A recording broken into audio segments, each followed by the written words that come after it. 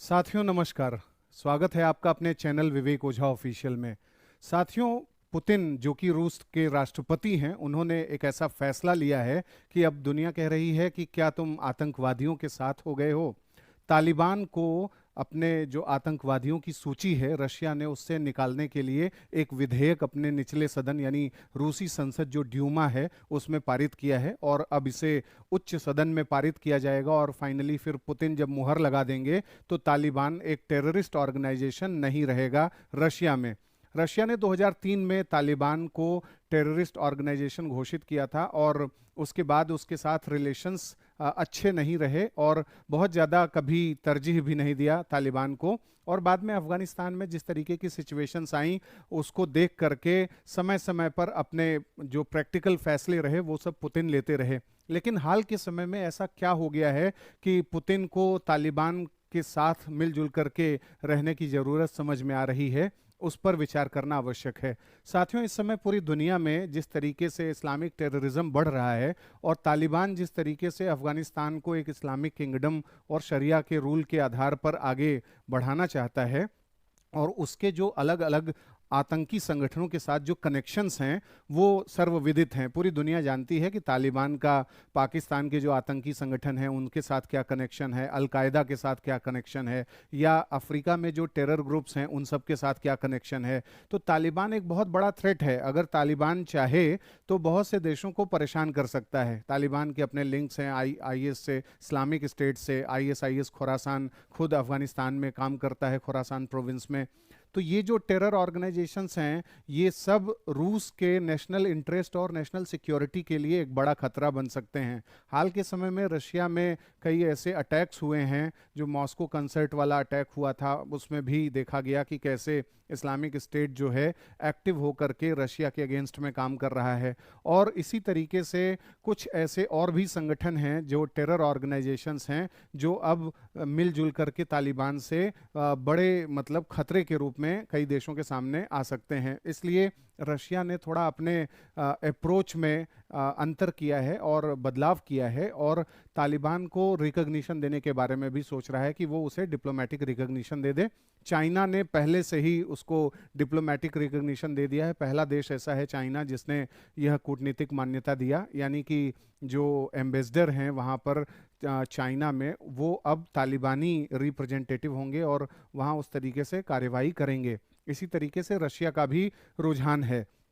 तो ये जो चीज़ें हो रही हैं, ये जो निर्णय लिए जा रहे हैं, इसका बहुत बड़ा असर ग्लोबल पॉलिटिक्स में भी देखा जाएगा, क्योंकि तालिबान लगातार कोशिश कर रहा है कि उसको कई बड़े देश डिप्लोमेटिक रिकग्निशन, पॉलिटिकल रिकग्निशन दें कि हाँ, एक वैध सरकार के रूप में अफगानिस्तान में तालिबान काम करने लगा है। अगर चीन और रशिया जैसे बड़े देश डिप्लोमेटिक रिकग्निशन दे देंगे या पॉलिटिकल रिकग्निशन दे देंगे, तो एक वैधता बढ़ जाएगी तालिबान सरकार की। और जो चीन और रशिया के जो अलाइज हैं, जो पार्टनर्स हैं, वो सब भी धीरे धीरे अगर तालिबान को मान्यता प्रदान करने लगेंगे तो तालिबान जो है एक पॉलिटिकल रियलिटी के रूप में कार्य करना फिर शुरू कर देगा। लेकिन तालिबान का जो पॉलिटिकल कल्चर है, भले ही कितना उसको रिकग्निशन मिल जाए, कोई भी देश मान्यता दे दे, लेकिन अगर वो जिस राजनीतिक संस्कृति के साथ काम करना चाहिए, जिस सच्चाई के साथ काम करना चाहिए, अफगान लोगों के हित के लिए काम करना चाहिए, या अफगानिस्तान में फेयर डेमोक्रेसी कैसे हो, फेयर इलेक्शंस कैसे हो, इन सब चीज़ों पे अगर उसका रुझान नहीं होगा और वो रिलीजियस फंडामेंटलिज्म के आधार पर ही चीज़ों को आगे बढ़ाने की कोशिश करेगा, जैसा हाल में उसने जो महिला छात्र हैं उन सब पर जो है बैन करने की बात की, यानी मेडिकल जो एजुकेशन है उसको बैन करने की बात की। तो ये सब अगर उसका मेंटेलिटी नहीं बदलता तो वो रिकग्निशन ले करके भी एक बहुत फ्रूटफुल पावर के रूप में दुनिया के सामने नहीं आ पाएगा। हालांकि अफगानिस्तान दुनिया के बहुत से देशों की ज़रूरत है। बहुत से देश मानते हैं कि अफगानिस्तान बहुत इम्पॉर्टेंट है। सेंट्रल एशिया के स्टेबिलिटी के लिए अफगानिस्तान बहुत इम्पॉर्टेंट है। अगर इंडिया के कॉन्टेक्स्ट में देखें तो चाबहार जैसे जो परियोजनाएं हैं, या जो स्टेबिलिटी है पर्शियन गल्फ में, उन सब के हिसाब से भी बहुत ज़्यादा इम्पॉर्टेंट है अफगानिस्तान। अफगानिस्तान पाकिस्तान को सबसाइड करने के लिए भी ज़रूरी है। तो बहुत से देश मानते हैं। लेकिन उसके बावजूद सभी देशों को सोचना पड़ता है कि भाई हम अगर तालिबान को मान्यता देंगे तो उसका असर क्या पड़ेगा और उसके साथ किस तरीके से फिर रिलेशन में आगे आना पड़ेगा। अगर हम भारत की बात करें तो भारत ने जब तालिबान ने अफगानिस्तान पर अवैध तरीके से कब्जा कर लिया 15 अगस्त 2021 को, तो भारत ने अपना दूतावास वहां बंद कर दिया, एम्बेसी बंद कर दी और अपना डिप्लोमेटिक मिशन भी वहां पर ख़त्म किया, डिप्लोमेटिक रिलेशंस भी हटाए। और उसके बाद जो है 2022 में फिर से जो तालिबान है उसने भी अपनी एम्बेसी न्यू दिल्ली में बंद करी। लेकिन मुद्दा ये हुआ कि तालिबान जिस तरीके की सोच रखता है, जिस तरीके से वो कश्मीर के लिए खतरा बन सकता है या और उसके जो इस्लामिक टेरर नेटवर्क्स के साथ कनेक्शंस हैं वो भारत के लिए नुकसानदेह हो सकते हैं, उन सब चीज़ों को सोच करके भारत ने तालिबान के साथ फिर से अपना एक डिप्लोमेटिक तो नहीं कह सकते लेकिन एक टेक्निकल मिशन स्टार्ट किया 2022 में। जून 2022 में हमने कहा कि हम अगर हमें ह्यूमैनिटेरियन एक्शन लेना है, अगर अफगानिस्तान को मानवतावादी सहायता देनी है तो हम अफगानिस्तान को इस टेक्निकल मिशन के माध्यम से देंगे। अगर हमें तालिबान के जो ऑफिशियल्स हैं उनसे कंसल्ट करना होगा या इंटरैक्शन करना होगा या ऑफिशियल्स को ऑनलाइन ट्रेनिंग प्रोग्राम से जोड़ना होगा तो हम इसी टेक्निकल मिशन के माध्यम से करेंगे, न कि किसी डिप्लोमेटिक मिशन के माध्यम से करेंगे। तो भारत ने कोई कूटनीतिक मान्यता तालिबान सरकार को नहीं दी है। भारत अभी भी ये सोचता है कि अफगानिस्तान में एक फेयर रेजिम होना चाहिए और डेमोक्रेटिकली इलेक्टेड गवर्नमेंट होना चाहिए, अफगान ओन्ड, अफगान कंट्रोल्ड तरीके का सिस्टम होना चाहिए जिसमें अफगानियों का इंटरेस्ट हो। तालिबान एक छोटा सा पार्ट है पूरे अफगानिस्तान का जो पूरे अफगानिस्तान को रिप्रेजेंट नहीं कर सकता। तो अफगान जो होलिस्टिक एक एंटिटी है उसको ध्यान में रख करके ये सब काम करना जरूरी है, तब भारत कुछ आगे बात कर सकता है। भारत अफगानिस्तान को जितनी भी मदद दे सकता है वो सब दे रहा है, लेकिन रशिया जिस तरीके से ये निर्णय ले रहा है कि वो तालिबान को आतंकवादियों की सूची से हटा रहा है, ऐसे ही काम कई और देश अलग अलग संगठनों को लेकर के भी कर रहे हैं। हाल के समय में देखा गया कि स्विट्जरलैंड ने बोला कि वो हिजबुल्लाह को टेरर ऑर्गेनाइजेशन घोषित नहीं करेगा और उसे बैन नहीं करेगा।